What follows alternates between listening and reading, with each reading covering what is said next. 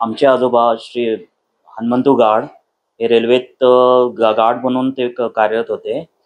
14 जानेवारी 1946 रोजी बाबासाहेबांचं सोलापूरमध्ये प्रचारसाठी आणि अ, वास्तुगृहाचं उद्घाटनसाठी आगमन झालं सकाळी.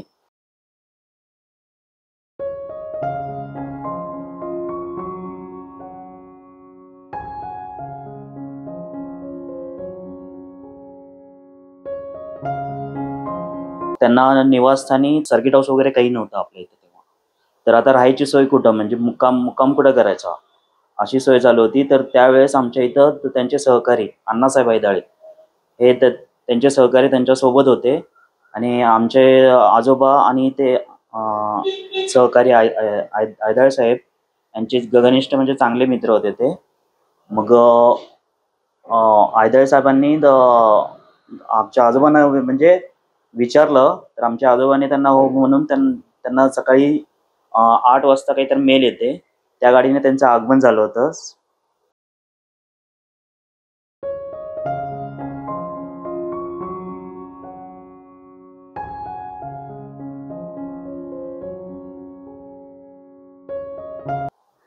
त्यावेळेस त्यांना घेऊन इथं म्हणजे इथं येऊन त्यांनी सकाळी इथं म्हणजे फ्रेश वगैरे झाले, टोटली फ्रेश होऊन नाश्ता वगैरे करून मग इथनं ते हॉस्टेलच्या वसतिगृहाच्या उद्घाटनासाठी गेलते.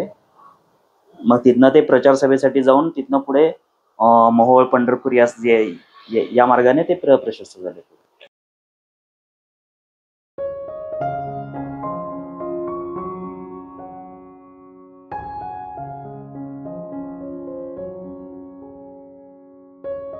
तर जेव्हा बाबासाहेब उतरले होते तेव्हा त्यांना त्या जवळची एकदम म्हणजे आरामदायी खुर्ची होती त्यांची, एक पसंत म्हणजे त्यांना आवडत होती ती चेअर. म्हणलं तर ही आहे समोरची, त्या चेअरवर त्यांनी बसून इथं आराम केला.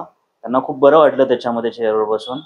त्यानंतर ते फ्रेश होऊन त्यांनी काय म्हणजे नाश्ता भोजन वगैरे केले असतील त्यावेळेसचे पण साहित्य आम्ही इथं जतन करून ठेवले आहेत.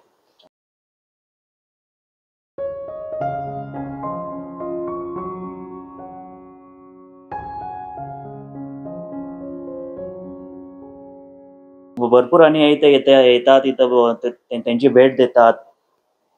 त्यांनी इथं येऊन भेटल्यामुळे त्यांना पण खूप आनंद होतो. त्यांना पण असं प्रचलित होतं की बाबा चला आपल्या पण सोलापूरमध्ये अशी काही वस्तू आहेत जी आतापर्यंत जतन करून ठेवली.